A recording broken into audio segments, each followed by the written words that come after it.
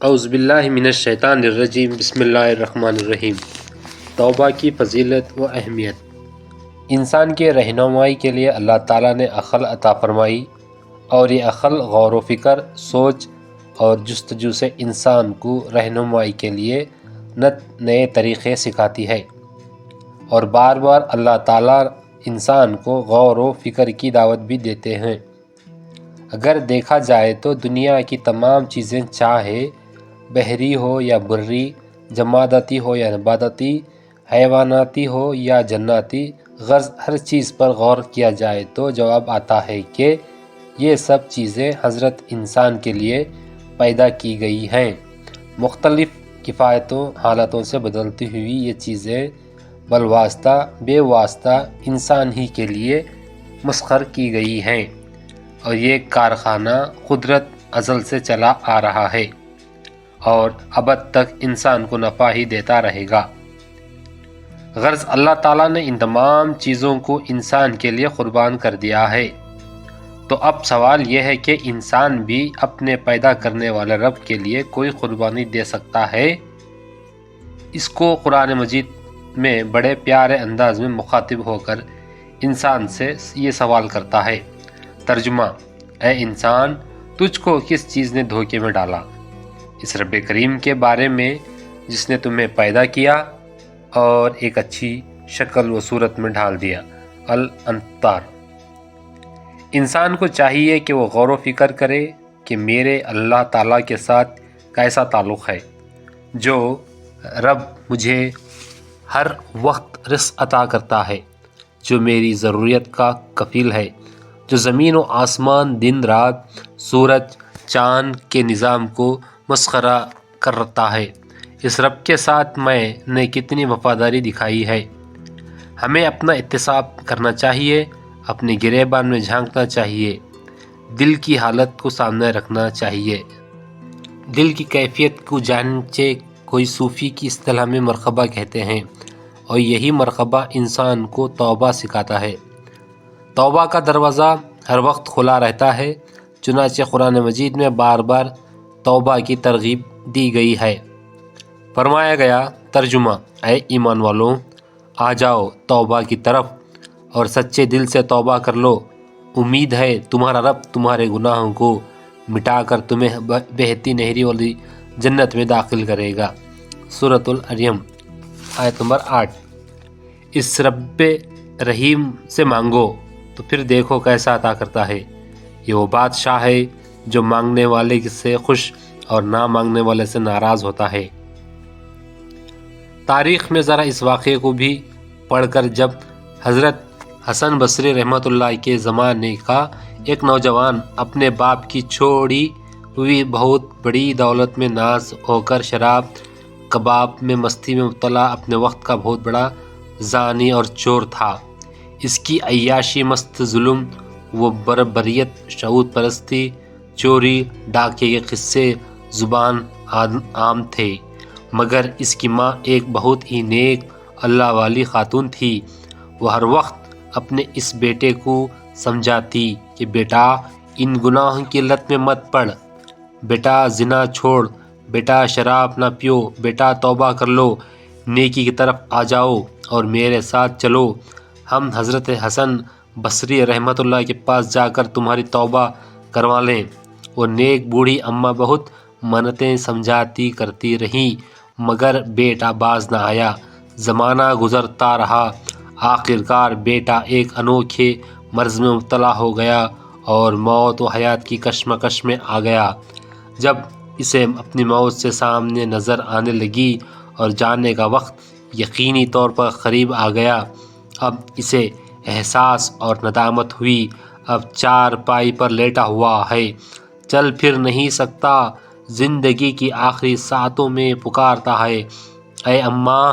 ساری زندگی حسن بصری رحمۃ اللہ کا نام لیتی تھی، میں اب چل نہیں سکتا، خدا را آپ چلی جائیں اور حضرت حسن بصری رحمۃ اللہ کو آداب کے ساتھ عرض کر دیں کہ میں اب چل نہیں سکتا، میں آخری وقت میں ہوں، تھوڑا سا وقت نکال کر ہمیں گھر تشریف لے آئیں۔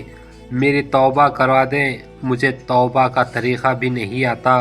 یہ بوڑھی ماں کا کامتا جسم کے ساتھ حضرت حسن بصری رحمۃ اللہ علیہ کے دربار میں پہنچی اور یہ درخواست پیش کی۔ حضرت حسن بصری رحمۃ اللہ علیہ نے نہایت شفیق، محبت اور درد دل رکھنے والے بزرگ تھے، مگر اس وقت انہوں نے اپنے درس پڑھانے کے اعذار کی وجہ سے اس نوجوان کے پاس آنے سے انکار کر دیا۔ ماں روتی دھوتی واپس آ گئی اور کہا، بیٹا تو بہت بد نصیب اور بدبخت ہے۔ حسن بصری جیسے بزرگ اور ولی بھی اب تیرے پاس آنے کو تیار نہیں۔ نوجوان یہ سن کر بے انتہا رو پڑا، پھر اپنی بوڑھی ماں کو مخاطب ہو کر کہا کہ قبل اس کے میری روح قبض ہو جائے، میری 2 وصیتیں سن لو اور قسم دیتا ہوں کہ اس وصیت پر عمل کرنا۔ پہلی وصیت یہ ہے کہ جب میری روح پرواز کر جائے تو اپنی دوپٹے سے میرے گردن پر باندھ لگا دینا اور پھر اس باندھے سے میری لاش کو محلے کے گلی کوچوں میں گھسیٹنا، تاکہ میرے ساتھ چوری، زنا اور ڈاکہ میں شریک دوستوں کو میرے انجام کا پتہ چل جائے اور میری ذلت کا یہ منظر ان کے سامنے آ جائے۔ شاید میری لاش کے ساتھ ایسا عبرتناک سلوک کو دیکھ کر کسی کو توبہ کی توفیق ہو جائے۔ دوسری وصیت یہ ہے کہ میرے انتقال کے بعد میرا قبر مسلمانوں کے قبرستان میں نہ بنانا۔ میں اللہ کی نظر میں بہت بدترین آدمی ہوں اور اللہ کا غضب مجھ پر شدید ہوگا۔ میں چاہتا ہوں کہ اس غضب کی وجہ سے میرے اوپر اترنے والے عذاب میرے اوپر ہی رہے، کہیں ایسا نہ ہو میری وجہ سے میرے پڑوسی قبر والوں کو بھی تکلیف پہنچے۔ ان 2 وصیتوں کے بعد اس نوجوان نے داڑھی مارتے ہوئے نظریں آسمان کی طرف کہیں، ہاتھ اٹھایا، معافیا مانگتا رہا اور اس کی آنکھوں سے آنسو نکل کر اس کے گال پر ٹپک رہے تھے۔ ابھی ہاتھ اٹھایا ہوئی تھا کہ اس کی روح پرواز کر گئی۔ یوں یہ نوجوان اس دنیا سے کوچ کر گیا۔ اس کی موت کے بعد اس کی ماں دوبارہ حضرت حسن بصری رحمۃ اللہ علیہ کے پاس دربار میں گئی اور عرض کیا، حضرت جس بیٹے کے لیے میں آپ کے پاس آئی تھی اب وہ جا چکا ہے، اس کا انتقال ہو گیا ہے، اب تو آپ آ جائیے، میرے بیٹے کا جنازہ پڑھ دیجئے، شاید آپ کے جنازہ پڑھنے کی وجہ سے اللہ کو رحم آ جائے اور یہ میرے اب تو آ جائیے، میرے بیٹے کا جنازہ پڑھا دیجئے، شاید آپ کے جنازہ پڑھنے کی وجہ سے اللہ کو رحم آ جائے اور میرے اس بد نصیب بیٹے کو بخشش ہو جائے۔ مورخین لکھتے ہیں کہ اس وقت حضرت حسن بصری رحمۃ اللہ علیہ کی شخصیت پر جلالی کیفیت طاری تھی۔ یہ بوڑھی ماں حضرت حسن بصری رحمۃ اللہ علیہ کی منتیں کر رہی تھی۔ یہ بوڑھی ماں حضرت حسن بصری رحمۃ اللہ کی منتیں کر رہی تھی، مگر پھر بھی حضرت حسن بصری رحمۃ اللہ علیہ آنے کو تیار نہیں۔ چنانچہ بوڑھی اماں دوبارہ واپس آ گئی اور بیٹی کی لاش پر کفن ڈالے رو رہی تھی۔ اچانک دروازے پر دستک ہوئی۔ دروازہ کھولتے تو حضرت حسن بصری رحمۃ اللہ علیہ گھر میں داخل ہوتے ہیں اور پوچھتے ہیں، کہاں ہے تمہارا بیٹا؟ کہاں ہے وہ ولی؟ کہاں ہے وہ بزرگ؟ اور پھر فرمایا، جب تم اب بھی ملنے آئی تھی میں نے آنے سے انکار کیا۔ اس وقت کچھ دیر کے لیے لیٹا، خواب دیکھا کہ اللہ کی طرف سے پکار آ رہی ہے، اے حسن تم میرے کیسے دوست ہو؟ تم نے میرے ولی کا جنازہ پڑھنے سے انکار کیا، وہ تو میرا دوست ہے۔ سنو حسن، اسے میں نے بخش دیا، اس کی مغفرت ہو چکی ہے۔ حضرت حسن بصری رحمۃ اللہ علیہ آگے بڑھے، خود اپنے ہاتھ سے غسل دیا، اپنے ہاتھ سے کفن دیا، اپنے ہاتھوں سے تدفین کی۔ تاریخ میں بن فیصل بن ایاز واقعے کو بھی پڑھا۔ یہ اپنے وقت کے بہت بڑے ڈاکو تھے۔ اپنے عادت کے مطابق ایک دن کسی گھر ڈاکہ مارنے پہنچے۔ رات کا آخری حصہ تھا۔ گھر میں ایک اللہ کا بندہ قرآن پاک کی تلاوت کر رہا تھا۔ ترجمہ کہ اے ایمان والوں کے لیے ابھی وقت نہیں پہنچا کہ ان کی دل اللہ کے خوف سے ڈر جائیں اور جو حق نازل ہو اس کے آگے سر تسلیم خم کر دے۔ سورۃ الحدیات۔ کان میں اس آیت کا پڑھنا ہی تھا کہ بس اسی لمحے دل کا یہ پلٹی ڈاکو چوڑا زور سے در آواز کہا، یا رب خود ترجمہ: ہاں اے میرے رب، اب وہ وقت آ ہی گیا، اس وقت تو سچی توبہ کی۔ پھر یہی فیصل آہستہ آہستہ تخفے میں آ گئے، بڑھتے رہے، بہت بڑے ولی بن کر دنیا کے سامنے آئے۔